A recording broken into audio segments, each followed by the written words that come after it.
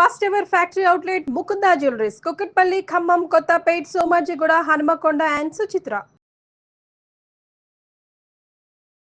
So పలానా వాళ్ళకి బాగాలేదు, పలానా రాసుల వరకు అయితే అస్సలు బాగాలేదు అని మీరే ఇందాక శనీశ్వరుడి గురించి చెప్తూ ఆయన ఒక రాడ్ లాగా ఒక బంగారాన్ని ఎట్లయితే మౌళ్ళు చేస్తేనే ఒక ఆభరణం అవుతుందో అట్లా మౌళ్ళు చేసే ప్రయత్నం చేస్తున్నారని అన్నారు కదా. సో ఈ రాసుల వరకు బాగాలేదంట అమ్మో దిగులుబడి కూర్చోకుండా వాళ్ళకు ఒక మోటివేషన్ మాట చెప్పాలంటే, బీ ప్రిపేర్డ్ అని చెప్పాలంటే, ప్రిపేర్ లైక్ దిస్ అని చెప్పాలంటే ఏం చెప్తారు? కలియుగంలో కష్టాలు సర్వసాధారణం. సో కష్టాలను ఎదుర్కోవడానికి సిద్ధంగా ఉండాలి. మరీ ముఖ్యంగా బంధువుల మీద డిపెండ్ అవ్వకుండా ఉండాలి, దోస్తుల మీద డిపెండ్ అవ్వకుండా ఉండాలి. అన్నిటికంటే ముఖ్యం జాతకం అనేది మనల్ని 88% కమాండ్ చేస్తుంది. 12% స్వయంకృతాపరాధం అని ఉంటుంది. సో చాలా వరకు నేను చూస్తున్నటువంటి సమస్యల్లో భగవంతుడు పెట్టే సమస్యల కంటే వ్యక్తిగతంగా మనం చేసే పనుల వల్ల సమస్యలు అనుభవించే వాళ్ళు కలియుగంలో ఎక్కువగా ఉన్నారు. ఉదాహరణ, ఈ ప్రపంచంలో దేశంలో భారతదేశంలో బాగా కష్టపడే వాళ్ళలో ప్రథమ స్థానంలో ఉన్న వాళ్ళు ఎవరయ్యా అంటే తొందరపాటు నిర్ణయాల వల్ల వ్యాపార రంగంలో ఇన్వెస్ట్మెంట్ పెట్టేవాళ్ళు, అలాగే జనాలకి అప్పులు ఇచ్చేవాళ్ళు. ఈ ఇద్దరే అతి దరిద్రాన్ని, అతి సమస్యను అనుభవిస్తా ఉన్నారు. ఏం చేస్తారు? ఫస్ట్ ఒకడు వచ్చి ఒక 5 లక్షలు అప్పు తీసుకుంటాడు, తర్వాత దాన్ని 10కి తీసుకుపోతాడు. వీడు ఇచ్చేవాడు ఏమనుకుంటాడు అంటే ఈ 10 నాకు రిటర్న్ ఇయ్యడేమో అని. వాడు వచ్చి మళ్ళీ ఏమంటాడు, అన్న ఇంకో 10 లక్షలు అన్న 20 లక్షలకి ఇంట్రెస్ట్ కడతా అంటాడు. ఇట్లా వాడు మెల్లిగా మెల్లిగా మెల్లిగా మెల్లిగా దాన్ని ఎక్కడికి తీసుకుపోతాడు? 50 లక్షలకు తీసుకుపోతాడు. తీసుకుపోయి దాన్ని నాశనం చేస్తాడు. ఇక ఇంకొక కల్చర్ వచ్చింది. ఇప్పుడు కొత్త ట్రెండ్ ఏంది కలియుగంలో అంటే, అన్న నువ్వు 50 లక్షలు ఇస్తే నేను ఒక వ్యాపారం చేస్తున్నా, మంత్లీ నీకు 4 లక్షలు ఇస్తా అంటాడు. అనగానే వీడు టెంప్ట్ అయిపోయి 50 లక్షలు ఇస్తాడు. ఇయ్యంగానే వాడు ఏం చేస్తాడు? వీడిచ్చిన 50 లక్షల నుండి 6 నెలలు కంటిన్యూగా 4 లక్షలు ఇచ్చుకుంటూ పోతాడు. అంటే నెలకు 4 లక్షలు అన్నా 6 నాలుగు 24 లక్షలు ఇస్తాడు. తర్వాత 26 లక్షలు మిగులుతాయి, అవి ఏడిగా. ఈ లోపు ఏం చేస్తాడు? తింగరోడు అయితే, అన్న నువ్వు 50 ఇచ్చినావు, నెలకు 4 లక్షలు వస్తున్నాయి కదా, ఇంకో 50 అన్న 8 లక్షలు ఇస్తా అంటాడు. అని ఏం చేస్తాడు? వాడిచ్చిన మళ్ళీ 50 లక్షల నుండి నెలకు 8 ఇస్తాడు, 2 నెలలు 16 లక్షలు ఇస్తాడు. ఇట్లా మోసం చేసేవాడు దేనికైనా తెగిస్తాడు. సో కోయిల కంటే తీయగా ఉండే స్వరం ఎవరిది అంటే మనల్ని అప్పడిగే వాడి స్వరం. అవునండి, అప్పు పుచ్చుకునేటప్పుడు ఒక మాట. సో చాలా బాగుంటది వాడి స్వరం. సో ఎప్పుడైతే మనం డబ్బులు అడుగుతామో అప్పటి నుండి మనల్ని వాడు బ్లేమ్ చేయడం స్టార్ట్ అవుతాడు. వాడు లంగా, దొంగ, లఫంగా, లుచ్చ, లేకపోతే వాడు స్మగ్లింగ్ చేస్తుండు, బ్లాక్మెయిల్ చేస్తుండు, డబ్బులు అట్లా సంపాదిస్తుండు, ఇట్లా సంపాదిస్తుండు అని మన టార్గెట్ చేస్తాడు. సో ఎక్కువగా నేను చెప్పదలుచుకున్న పాయింట్ ఏంటంటే, మీ టైం బాగాలేదు, ఏ గ్రహం బాగా లేకున్నా సరే మీ జాతకం బాగాలేదు అంటే మీరు చేయాల్సింది ఏంటి అంటే, ఫస్ట్ అప్పులు ఇవ్వడం నిషేధం, స్నేహితులను బంధువులను నమ్మడం నిషేధం, సొంత అన్న, తమ్ముడు, అక్క, చెల్లె ఎవరైనా సరే అప్పులు ఇవ్వకండి, డబ్బులు ఇవ్వకండి. అలాగే ఈ మన కలియుగంలో చేయకూడని పని ఏమిటంటే ఎవరిని సహాయం అడగకుండా ఉండడం. అంటే అసలు సహాయం అడగొద్దు ఎవరిని. ఎందుకంటే ఎవడినన్నా సహాయం అడిగితే, మన ఉదాహరణ ఒక స్నేహితుడిని అరే హాస్పిటల్ వరకు రారా అంటే ఎంబడి వచ్చిన తర్వాత వాడు జీవితాంతం తెప్పి పొడుస్తాడు. నేను ఆ రోజు నేను హాస్పిటల్కి రాలే నీ ఎంబడి అంటాడు. మనం వాడికి 10 లక్షల పని చేసి పెట్టినా సరే వాడు దాన్ని తెప్పి పొడుస్తూనే ఉంటాడు. సో నేను అనే పాయింట్ ఏంటంటే, డబ్బు విషయంలో జనాలతోని జాగ్రత్తగా ఉండండి, ఇన్వెస్ట్మెంట్ల జోలికి పోకండి.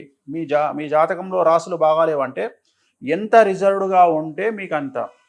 అలాగే మనం ఎంత ఇంట్లో కూర్చున్నా మనల్ని గెలికేటోడు ఎవడో కూడా ఉంటాడు. సో ఖచ్చితంగా సమస్యలు ఉంటాయి, కానీ తీవ్రత తగ్గుతుంది. మనం సమాజంలోకి వెళ్ళి తన్ను తినేదానికంటే, గొడవలు పెట్టుకోవడం కంటే, కాంట్రవర్సీలు ఫేస్ చేయడం కంటే ఇంట్లో కూర్చుంటే 10 కాంట్రవర్సీల్లో ఒకటని వస్తుంది, 9 తప్పించుకోవచ్చు.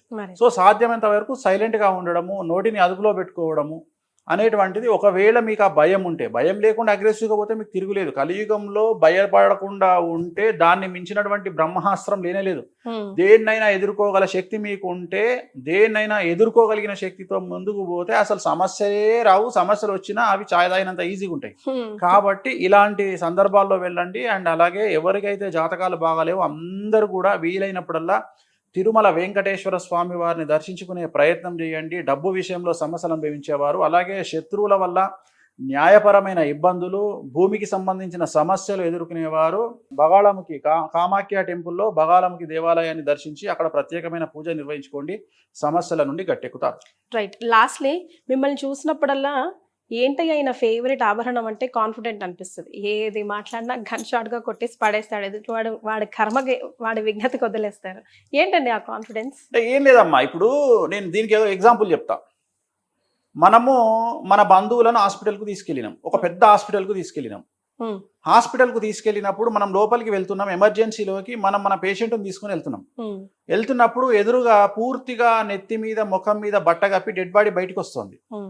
మనం ఒక పేషెంట్ను మీ అమ్మనో మీ అక్కనో మీ చెల్లినో మీ అన్ననో ఎవరో ఏదో ప్రాబ్లం వచ్చి హాస్పిటల్కి తీసుకెళ్ళినావు, నువ్వు ఎమర్జెన్సీలోకి వెళ్తున్నావు. అదే సందర్భంలో ఒక డెడ్ బాడీ బయటకు వస్తుంది. నువ్వు వీళ్ళని లోపలికి తీసుకెళ్తావా, డెడ్ బాడీ చూసి వెనక్కి వస్తావా? అంటే వాడికి హాస్పిటల్లే ముఖ్యం కదా ఇప్పుడు తీసుకెళ్తా. అదే మా ఆన్సర్ చెప్తాలే. అంత లోపలికే తీసుకెళ్తా నేనైతే. నువ్వైతే లోపలికే తీసుకెళ్తావు. నువ్వు కాదు, ఈ ప్రపంచంలో ఎవరైనా లోపలికే తీసుకెళ్తారు, మరే నేనైనా లోపలికే తీసుకెళ్తా. కానీ ఒకవేళ ఆ డెడ్ బాడీని చూసి వెనక్కి తీసుకొచ్చేవాడిని ఏమంటాం? వేస్ట్ ఫెలో అంటాను. ఏమంటారు? వేస్ట్ ఫెలో అంటాను. వీడికి వైద్యం ముఖ్యం కదా. ఆఫ్టర్ ఆల్ ఒక్క ప్రిడిక్షన్ తప్పైనంత మాత్రాన వేణుస్వామిని అట్లనే ఆలోచించి జనాలు రాకుండా ఉండరు కదా. అర్థమైందా? మరి జనాలు సక్సెస్ రేట్ చూస్తారు, ప్రాపగండా చూడరు. ప్రాపగండా ఎంజాయ్ చేస్తారు, ప్రాపగండా ఎంజాయ్ చేస్తారు. తెలుగు సమాజం ఏ స్థాయికి వెళ్ళింది అంటే, నేను అబ్జర్వ్ చేస్తున్న దగ్గరికి ప్రతిరోజు తెలుగు ప్రజలు కాంట్రవర్సీని కోరుకుంటారు for entertainment sake, only entertainment sake. ఉదాహరణ, మొన్న ఒక సినిమా వచ్చింది. ఆ సినిమాలో ఒక చిన్న పిల్లవాడు బూతులు మాట్లాడతాడు. మన ఇంట్లోనే అలాంటి వాడు ఉంటే కాళ్ళు చేతులు విరగ్గొట్టి ఇంట్లో కూర్చోబెడతాం. కానీ దాన్ని మనం ఎంజాయ్ చేసినాం. అంటే ఎక్కడనో మనకు తెలియనటువంటి మానసికంగా డిప్రెషన్లోకి వెళ్తున్నటువంటి స్థాయిలో, మాస్ హిస్టీరియా లాంటి ఒక స్థాయిలో తెలుగు ప్రజలు మనం ఉన్నాం. దానికి కారణాలు ఏవైనా కావచ్చు. సో మనము ఒక రకమైన వెగటు ఎంటర్టైన్మెంట్ని కోరుకుంటున్నాం. సో ప్రతి దాంట్లో తీవ్రంగా కోరుకుంటున్నాం. మందు తాగినా ఉద్యమం చేసినట్టే ఉంటుంది మనది, మటన్ తిన్నా ఉద్యమం చేసినట్టే ఉంటుంది, కొట్లాడుకున్నా ఉద్యమం చేసినట్టే ఉంటుంది, సోషల్ మీడియాలో తన్నుకున్నా ఉద్యమం చేసినట్టే ఉంటుంది. సో ఎవడి మీదనైనా దుమ్మెత్తి పోసినా ఉద్యమం చేసినట్టే ఉంటుంది. సో అందుకని తీవ్రమైనటువంటి స్థాయికి మన మానసిక పరిస్థితులు చేరుకున్నాయి. సో అందుకని మనకు ఎక్స్ట్రీమ్ ఎంటర్టైన్మెంట్ కావాలి. అది ఏమైతుంది, సోషల్ మీడియాలో ఇన్స్టాగ్రామ్లో కూడా ఎక్స్ట్రీమ్ కోరుకుంటున్నాం మనం.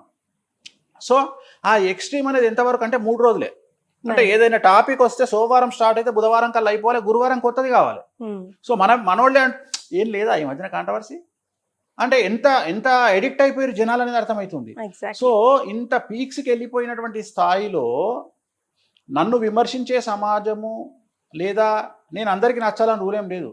సో రాముడు కృష్ణుడు లాంటి వాళ్ళే దేవుళ్ళనే విమర్శించే సమాజంలో ఉన్నాం మనం. ఆఫ్టర్ ఆల్ కొనికిస్కా కానీ నేనెంత.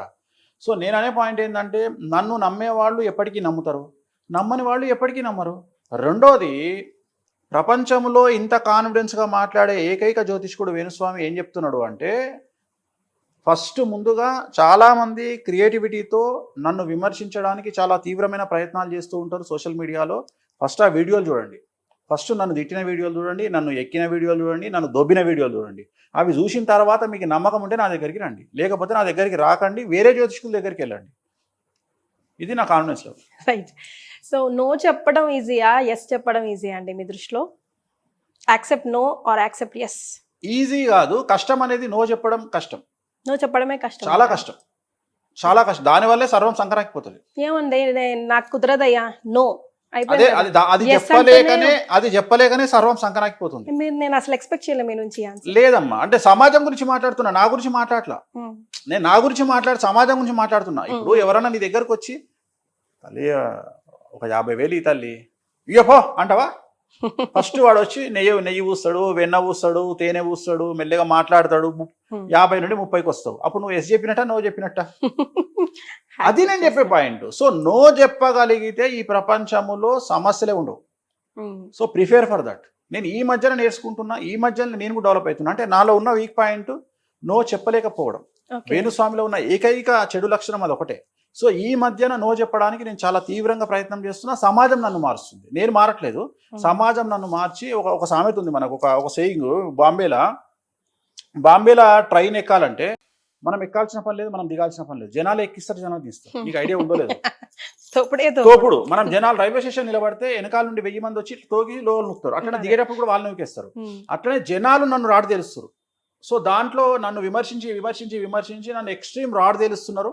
ఆల్మోస్ట్ ఆల్ నన్ను చాలాసార్లు అట్లా తీసుకుపోయి ఇట్లా దాన్ని పాడ మీద పడుకోబెడతారు, లేపుతారు, పడుకోబెడతారు, లేపుతారు. అందుకని చాలా ఈజీ అయిపోయింది నాకు. అంటే ఫేస్ చేయడం ఈజీ అయిపోయింది. అందుకని ఎఫెక్ట్ అవ్వదా అండి కొంచెం కూడా? ఏం లేదు తల్లి, చాలా చూస్తున్నావు కదా, ఇప్పుడు నీకు ఎక్కడ నేను యాక్టింగ్ చేస్తున్నట్టు అనిపిస్తుందా? నేను ఇట్లనే ఉంటా, ఎందుకంటే నాకు అలవాటైపోయింది. ఏంటంటే ఒకవేళ ఏం కాంట్రవర్సీ లేకపోతే ఏం మనం తప్పు చేస్తున్నావా ఏంది 6 నెలలు అవుతుంది ఏంది గ్యాప్ వచ్చింది ఈసారి, 6 నెలల నుండి మనల్ని ఎవడు గెలుపుతలేడు ఏంది, మనం ఏమైనా తప్పు అంటే శత్రువులు లేని లైఫ్, విమర్శలు లేని లైఫ్. ఎప్పుడైతే నీ జీవితంలో నీకు శత్రువులు లేరో, విమర్శకులు లేరో, నీ లైఫ్ సాఫీగా పోతుంది, నువ్వేం చేస్తలేవు గొప్ప పని అని ఒక పెద్ద వ్యక్తులు సెయింగ్. సో అట్లనే మనల్ని ఎవడో ఒకటి గెలకపోతే మనకి ఏమనిపిస్తుంది, ఏందబ్బా మనం ఏం సైలెంట్గా ఉన్నామంటే మనల్ని ఎవడు గెలుపుతలేడు అంటే మనం ఏం తప్పు చేస్తున్నామా, అంటే మనం ఏమైనా స్లో అయినా మా సమాజంలో, అలాంటి ఆలోచనకు వస్తున్నా నేను. సో రెండోది, విమర్శలను పట్టించుకునే స్థాయిలో నేను కాదు, ఎవరు ఉండరు. ఎవరు కలియుగంలో, నేను అదే చెప్పిన, తెలుగు ప్రజల యొక్క కాన్సెప్ట్ ఏంటంటే నువ్వు మాత్రమే పతివ్రతగా ఉండాలి, నేను ఉండొద్దు. నువ్వు మాత్రమే నేను విమర్శిస్తే పడాలి, నన్ను విమర్శించొద్దు. ఈ రెండే జనాలకు, తెలుగు జనాలకు. సో ఇది అర్థం చేసుకున్నా కాబట్టి ఐఎమ్ వెరీ హ్యాపీ. అండ్ అన్నిటికంటే ముఖ్యం, నేనంటూ తప్పు చేస్తే నన్ను నాశనం చేయడానికి వెంకటేశ్వర స్వామి ఉన్నాడు, నన్ను సర్వనాశనం చేయడానికి అమ్మవారు కామాఖ్యాదేవి ఉంది. నేను ఏ తప్పు చేసినా, అది న్యాయపరమైన తప్పైనా, శాస్త్రపరమైన తప్పన్నా, ఒక వ్యక్తిని నాశనం చేయాలన్నా, ఎలాంటి చెడు ఆలోచన నాకు వచ్చినా నన్ను సర్వనాశనం చేసే రైట్స్ ఆ ఇద్దరికి ఉన్నాయి. నన్ను సర్వనాశనం వాళ్ళు చేస్తారు. సో నాకు ఏదైనా కష్టం వస్తే వాళ్ళు నన్ను కాపాడతారు అనే బ్లైండ్ నమ్మకం కూడా నాకు. Wow, super. So at the end of the day Suman TV ప్రేక్షకులకు ఒక మాట చెప్పాల్సి వస్తుంది. యా, సుమన్ టీవీ ప్రేక్షకులకు చెప్పేటువంటిది ఏంటంటే, శ్రీ విశ్వావసునామ సంవత్సర ఉగాది శుభాకాంక్షలతో పాటు దయచేసి ఎవరికి అప్పులు ఇవ్వకండి, చిట్టీలు వేయకండి, జనాల్ని డబ్బుల విషయంలో నమ్మకండి, తల్లి తండ్రిని కూడా నమ్మకండి, డబ్బును జాగ్రత్తగా కాపాడుకోండి, వీలైతే ప్రభుత్వ బ్యాంకుల్లోనే డబ్బులు దాచుకోండి. సో ఈ సంవత్సరం ఆర్థిక మాంద్యం వచ్చే అవకాశం ఉంది కాబట్టి జాగ్రత్తగా ఉండండి, అంతే. థ్యాంక్ యూ సో మచ్ అండి. నమస్కారం. ఓం నమో వెంకటేశాయ.